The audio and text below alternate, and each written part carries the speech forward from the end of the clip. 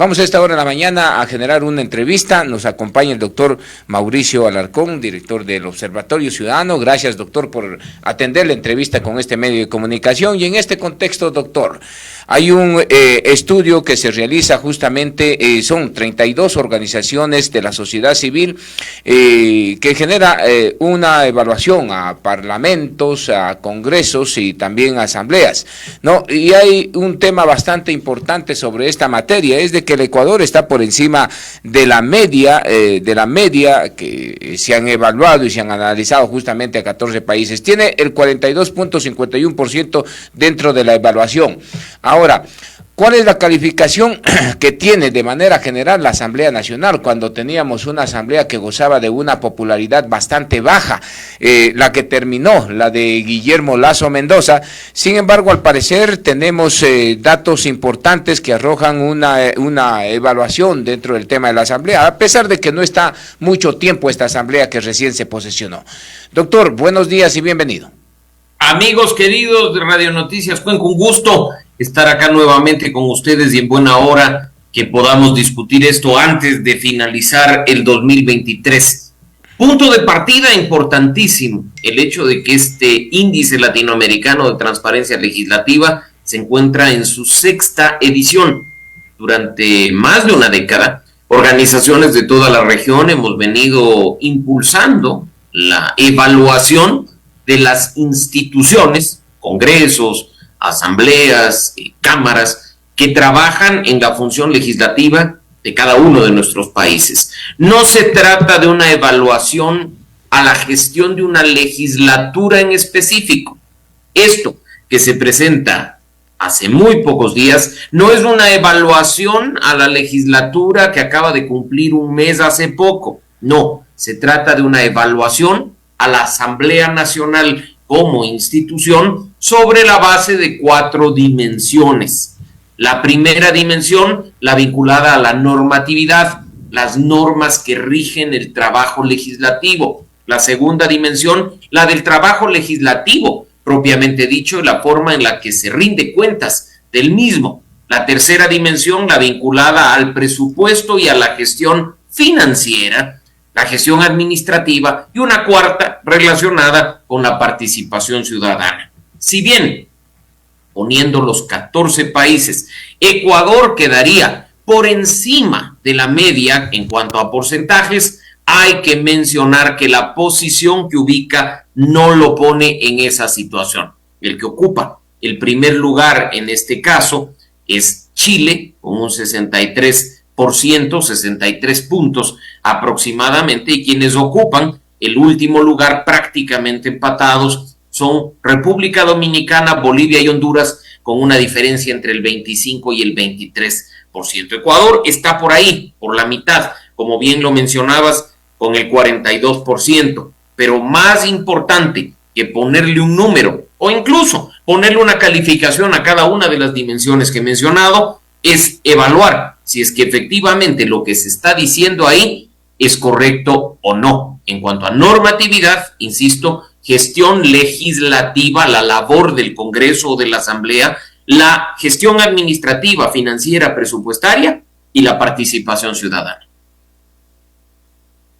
Doctor, justamente en esta materia, los países mejor evaluados, usted lo decía, despuntaba Chile, le sigue Perú, México y Costa Rica. Vaya, ¿quién pensaría que México está entre los países mejor evaluados de acuerdo a los 4 parámetros que se analizó? Pero despunta, nosotros estamos dentro de los 8 países, ¿no?, que están mejor evaluados, y también los países con menores puntajes está Guatemala, Panamá, Uruguay, República Dominicana, Bolivia y Honduras. ¿Qué pasa con esos congresos, doctor, en los países que están con menos puntaje, que son no cumplen quizás los estándares que deben de cumplir a nivel de la evaluación que se realiza dentro del observatorio, y que no es solamente el observatorio como Ecuador, sino es una alianza de 14, 15 países? Efectivamente. Y voy a poner un ejemplo y el otro, que es importante. En Chile, Está regulado el tema del lobby, del cabildeo, de los conflictos de interés. La Asamblea como institución rinde cuentas de manera permanente a la ciudadanía y entrega información de lo que se hace en la mayor parte de sus componentes. La gestión financiera, la gestión administrativa, la gestión presupuestaria es altamente transparente y hay mecanismos reales de participación ciudadana en los que los ciudadanos se involucran de manera directa en los procesos de toma de decisiones legislativos. Chile, Perú tienen una puntuación alta. México, Costa Rica le siguen, por supuesto, manejando, como digo, estos principios generales. En el otro extremo, como bien lo mencionabas, incluyendo Uruguay, ojo, los 4 de la parte de abajo, Uruguay, República Dominicana, Bolivia y Honduras, países que prácticamente no rinden cuentas, países que no entregan información a la ciudadanía, países cuyas asambleas, cuyos congresos no están transparentando su gestión presupuestaria y que no cuentan ni siquiera con las normas más elementales en función de los estándares internacionales vigentes para regular el trabajo legislativo. Ahí tienes el extremo bien evaluado y el extremo mal evaluado. Muy bien. El extremo de los parlamentos transparentes y abiertos y el extremo inferior de aquellas legislaciones, legislaturas, asambleas, congresos opacos o cerrados. ¿Esto cómo se traduce, doctor? De que quizás no existe mucha transparencia dentro de dentro de estos congresos y también dentro de una que otra asamblea que hay en estos países. Específicamente eso, en materia de transparencia y de rendición de cuentas, la reducida disponibilidad de información y de datos para que el mandante, para que el ciudadano pueda evaluar la gestión de sus legisladores. ¿Por qué Ecuador está en el medio, por ejemplo? ¿Por qué Ecuador tiene la calificación? Porque ahora, gracias a una aplicación de celular de la Asamblea Nacional, podemos ver las votaciones en el Pleno y podemos conocer cómo votó nuestro representante. Pero aún no son públicas ni las actas de constatación de quórum para ver si es que van y se ausentan de votar o van y votan en algunas cosas y en otras no, o incluso cuestiones vinculadas al trabajo principal de los legisladores, que es el que se realiza en las comisiones legislativas permanentes. Esa información no está disponible. En Ecuador hay un balance, datos que sí están, datos que no están. En los que se encuentran en la parte inferior, Bolivia y Honduras, por ejemplo, la información es tan escasa que es prácticamente imposible poder evaluar la gestión legislativa. Muy bien, doctor, esta evaluación se la genera como tal, como Asamblea Nacional, pero sin embargo las acciones particulares de cada asambleísta, ¿dónde queda? Porque usted bien lo da a notar, hay algunos que por cálculo político, porque les llaman por teléfono, les dicen, no debes de votar así, o mejor abstente, o desaparécete, o sacan un certificado médico, y eso se ha visto justamente actualmente en esta asamblea,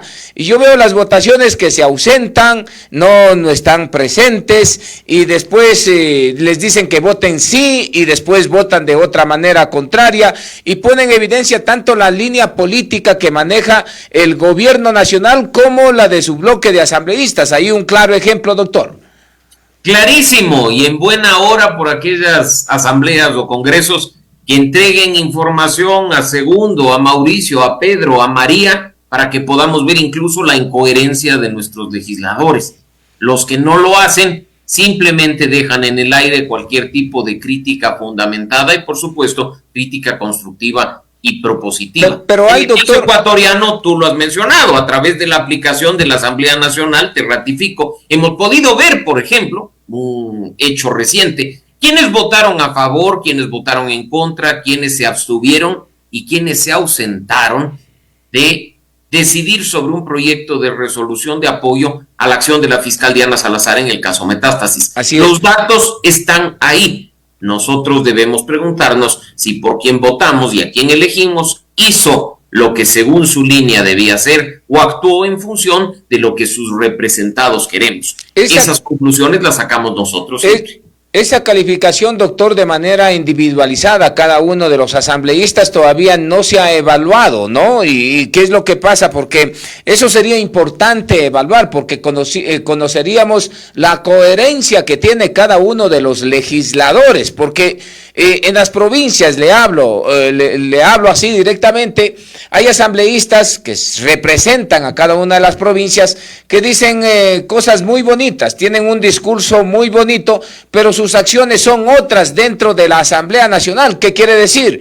De que no hay transparencia dentro de los mismos legisladores que representan a las diferentes provincias. Hay posibilidades o se ha visto la necesidad de evaluar de manera individual el accionar de cada uno de los asambleístas para ver si hay coherencia por un lado y también si hay transparencia por el otro lado. Desde el Observatorio Legislativo, como tú sabes, vamos a sacar, como lo hemos hecho siempre, un informe sobre los 100 primeros días de gestión de la Asamblea Nacional. Apenas están un mes en funciones, pero ya estamos monitoreando el trabajo de los legisladores, de lo que está haciendo el Pleno, lo que hacen en general las comisiones en función de la información disponible. Pero ojalá, como bien lo señalas, en cada provincia se pueda replicar el hecho de que un grupo de ciudadanos, un grupo de periodistas, de analistas, a partir de la información y datos disponibles, puedan decir, están actuando bien o mal nuestros representantes.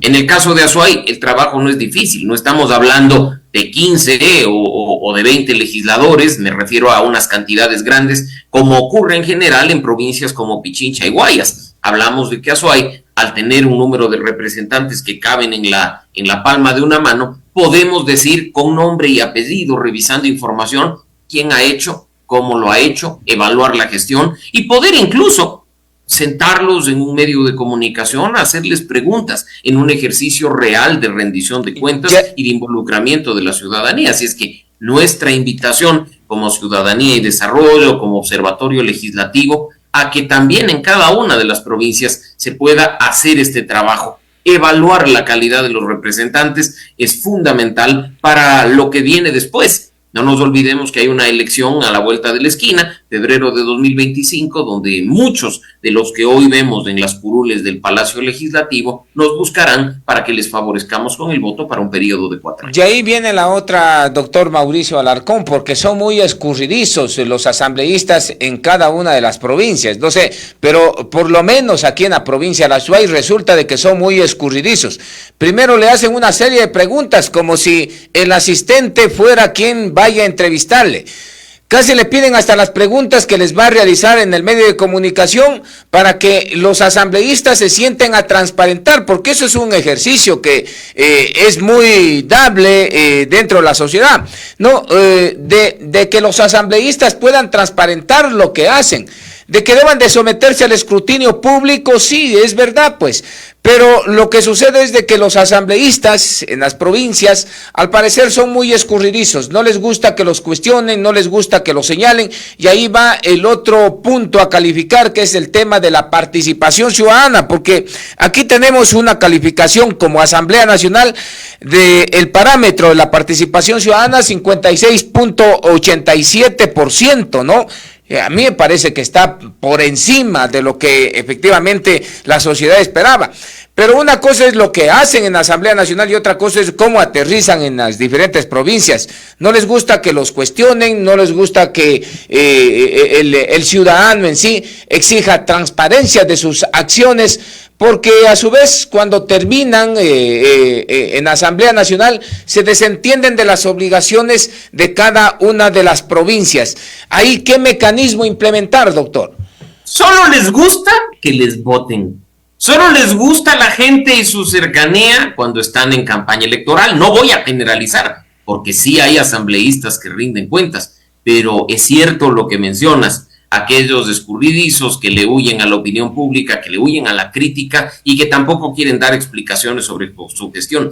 Y esto es incorrecto, porque si hablamos de una verdadera rendición de cuentas, no es lo que ellos nos quieran decir únicamente, sino que estén en capacidad de responder todas las preguntas, por muy incómodas que éstas sean, que provengan de nosotros los mandantes, los ciudadanos. No nos olvidemos que los legisladores están cumpliendo un mandato, que nosotros les entregamos a través del voto, una representación al interior de la Asamblea Nacional y que por lo tanto estamos total y absolutamente facultados para preguntarles qué han hecho con ese mandato, se han cumplido con lo que nos dijeron, cómo actuaron respecto de cuestiones que se presentaron durante una semana, durante un mes, durante un periodo legislativo. Así es que su obligación es informar y rendir cuentas. Como digo, la excepción que confirma muchas veces la regla general es que sí hay legisladores que, trabajando en línea con el Parlamento abierto, con esas calificaciones que provienen de los índices, mejoran la calidad de la rendición de cuentas de sus despachos. Doctor, transparentan sus agendas,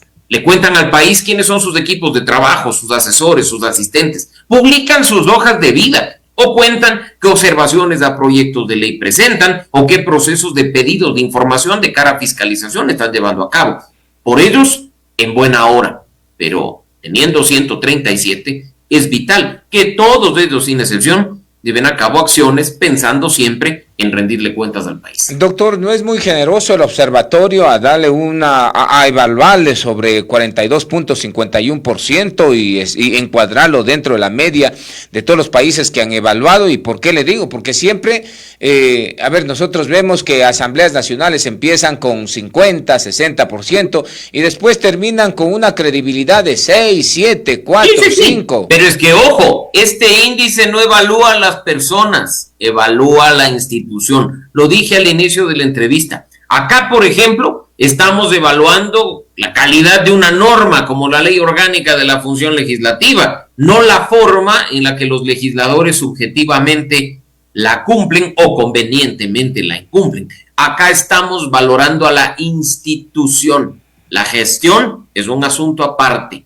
Este índice identifica incluso, como tú lo habrás visto en el informe, cuáles son las falencias que deben institucionalmente ser corregidas para que la ciudadanía pueda hacer una mejor evaluación, ahí sí, de las cuestiones prácticas. Mira, para que tú te hagas una idea, si revisamos lo que significa la dimensión de la gestión administrativa o de la gestión presupuestaria, precisamente se dice que debería haber una política clara de transparencia en los procesos de contratación y selección de personal de la Asamblea Nacional. No que ocurra lo que ocurrió hace unos meses, que subjetivamente el expresidente de la Asamblea, el señor Saquicela, bajó los requisitos para que ya ni siquiera se demande un título universitario para ocupar un cargo de asesor.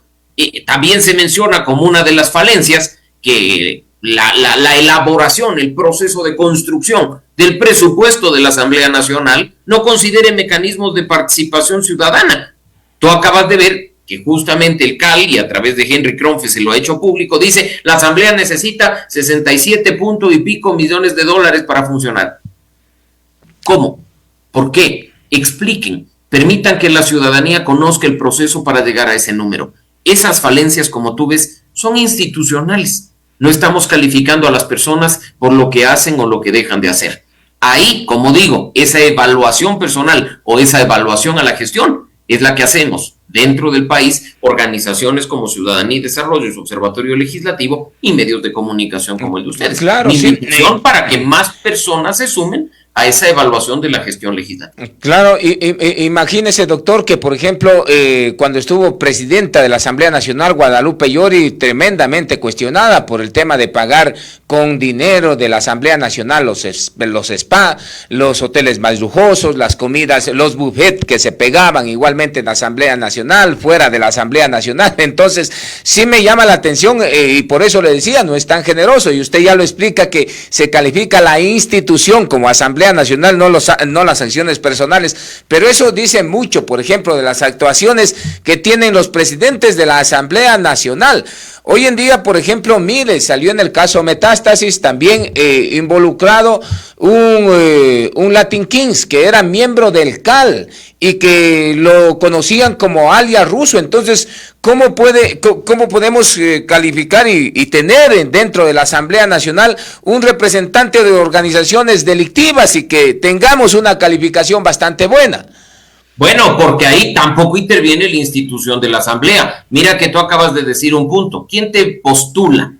¿Quién te candidatiza a una persona de dudosa integridad o de claros vínculos con el narcotráfico, con el crimen organizado, con grupos delictivos? Los partidos y los movimientos políticos, que nada tienen que ver con la institución de la Asamblea Nacional. ¿Quiénes eligen a esas personas vinculadas a grupos delictivos o al narcotráfico y al crimen organizado? ¡Nosotros! ¿De quién es el error entonces? de los partidos y los movimientos y de los ciudadanos que los Pero votan. afecta esto directamente en la imagen de la Tenemos que Asamblea poner Nacional. cada cosa en su lugar, porque en ese sentido, una asamblea, un congreso, llámese como se llame en una democracia, es vital, porque es la primera función del Estado, porque una asamblea, un congreso es el órgano de representación por excelencia, pero la baja calidad en la representación es responsabilidad de los partidos y los movimientos políticos. Mira que incluso en este momento se empieza a discutir la necesidad de poner más requisitos para ser legislador, lo que implica obviamente requisitos para ser candidato a la Asamblea Nacional. Pero ¿en manos de quién está eso? De las mismas personas que ocupan hoy una curul gracias a los requisitos deficientes. ¿Pasará esa propuesta? Personalmente tengo dudas. Muy bien, doctor, pero esto termina golpeando la imagen de la Asamblea Nacional como tal, porque si usted ve y los ciudadanos también cuestionan claramente que dentro de la Asamblea Nacional están representantes de organizaciones criminales como los Latin Kings y los dicen a todo parlante y a todo pulmón.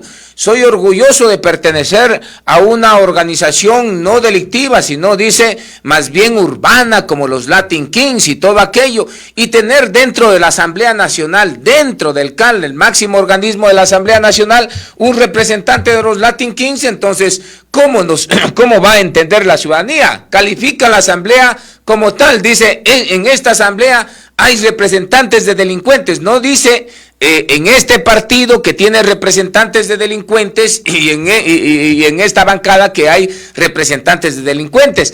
¿Afecta o no afecta la pregunta tener representantes de bandas delincuenciales dentro de la Asamblea Nacional y cómo incide en el informe que genere el observatorio, doctor? Por supuesto que afecta la imagen de la Asamblea, por supuesto que afecta la credibilidad y la confianza de los ecuatorianos en su órgano legislativo, pero esto nada tiene que ver con lo que está siendo evaluado. Insisto, se está evaluando el funcionamiento de la institución, cuál es la norma que rige la Asamblea, cómo se rinde cuentas del presupuesto, qué se transparenta de la gestión legislativa, o si hay una verdadera participación ciudadana, involucramiento de los ciudadanos en los procesos normativos. Si hay delincuentes o hay personas que cobran diezmos, eso no es evaluado dentro de este índice.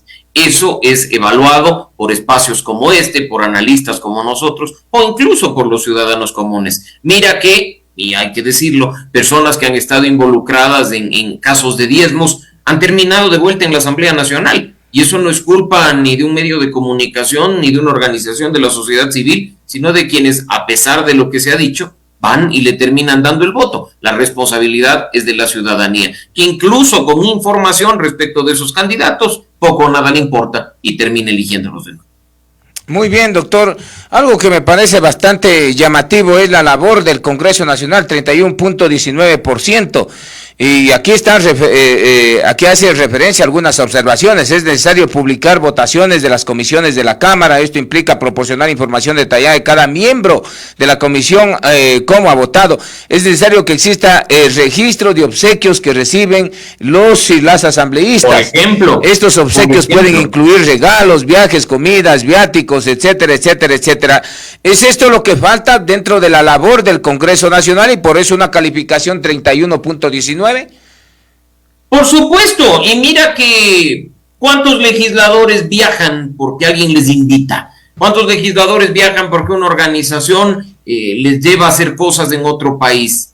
Y de eso no se rinde cuentas. ¿Cuántos regalos reciben? Tampoco lo sabemos. ¿De quiénes provienen menos? ¿Hay o no hay conflictos de interés al momento de legislar y fiscalizar? Esas cosas son vitales para después no llevarnos sorpresas como la de la última campaña electoral, en que un legislador, que además hoy es presidente, termina diciendo que él pagó un viaje de un grupo de legisladores a Rusia, por ejemplo. De eso, en su momento, nadie rindió cuentas. Así es que estas cuestiones que están vinculadas a la institucionalidad son vitales reforzar, poner en vigencia, para que nosotros sepamos precisamente qué hacen esas personas. Doctor, y un tema bastante importante que también se ha señalado mucho, y claro, los presidentes que han estado siempre han cuestionado, la mayoría que siempre tienen Asamblea Nacional, la Revolución Ciudadana, cuestionados mucho, señalados mucho por el tema de la corrupción, vinculados muchos a grupos extraños de la sociedad y todo aquello.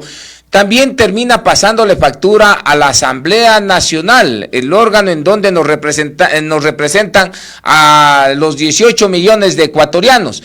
A ver, ¿en qué repercute esta situación? Porque siempre se señala más al bloque que no es gobiernista, pero que tiene un bloque mayoritario que incide en el tema de la Revolución Ciudadana, muy cuestionado, por cierto, por actos de corrupción. ¿En qué repercute esta imagen teniendo esta mayoría dentro de la Asamblea Nacional? Yo simplemente insisto, segundo, que más allá de lo que significa tener acuerdos que son necesarios, tener diálogos que el país los necesita, haya una transparencia en cuanto a su contenido.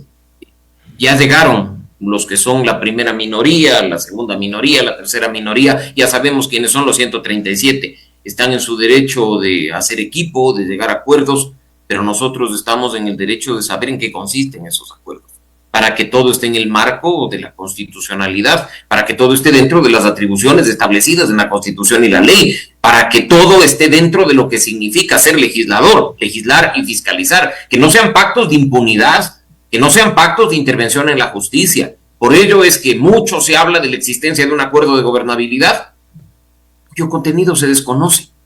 Eso es algo que termina afectando la imagen de la Asamblea y que esperemos pueda ser corregido pronto para que nosotros, en unas pocas semanas, no estemos diciendo la Asamblea del 10, del 15 o del 20%. Muy bien, bien claro, doctor Mauricio Alarcón, le quiero agradecer por atender estos minutos al medio de comunicación. Y finalmente, ¿cuál es su opinión con respecto a usted, que siempre ha estado también sobre el tema de la libertad de expresión? Ha sido un defensor que hemos tenido los medios de comunicación hemos tenido el gusto de conocerlo, pero dentro del caso Metástasis se señala una línea bastante interesante.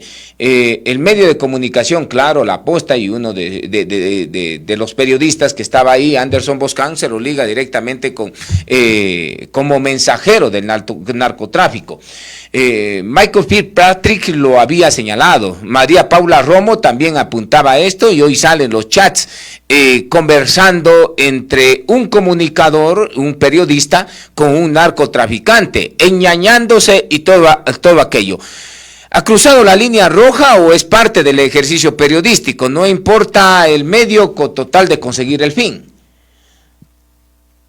Podrían algunos calificarme de ser una persona muy conservadora en cuanto al ejercicio periodístico, y no me importa que así se lo diga. Hay una ética que rige las profesiones. Hay una ética que rige el ejercicio de la profesión de abogado. Hay una ética que rige la profesión de periodista. Y pues en definitiva, parte de esas reglas que incluso les enseñan y nos enseñan en la universidad, en el caso del periodismo, es que un periodista jamás, se dice coloquialmente, se debe acostar con una fuente. Hay que mantener distancia, hay que mantener respeto. Una cosa es entablar comunicación, otra muy distinta, hermanarse, menos aún si es una fuente que está vinculada al cometimiento de delitos. Lo he dicho en días pasados en otros medios de comunicación. Chatear no es delito, por supuesto que no. Un chat no es un delito, por supuesto que no. Pero esos chats sí pueden, como bien dices tú, cruzar líneas rojas de la ética que no deberían ser permitidas por nuestra sociedad. Y ojo, chats sí pueden constituir indicios que le permitan a la fiscalía investigar el presunto cometimiento de delitos. Eso es una cosa distinta. Nadie está acá criminalizando un chat. Nadie está acá criminalizando la comunicación a través del teléfono. Lo que se está haciendo es hablando de ética, de principios éticos que deberían idealmente regir el trabajo de todos los periodistas y de todos los medios de comunicación.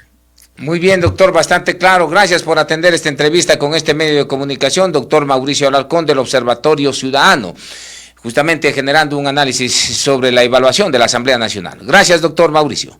Gracias a ustedes, siempre un gusto, y por supuesto aprovechando el espacio para desearles un muy feliz 2024. Esperemos con cosas buenas y sobre todo oportunidades para tener un país mejor para todos.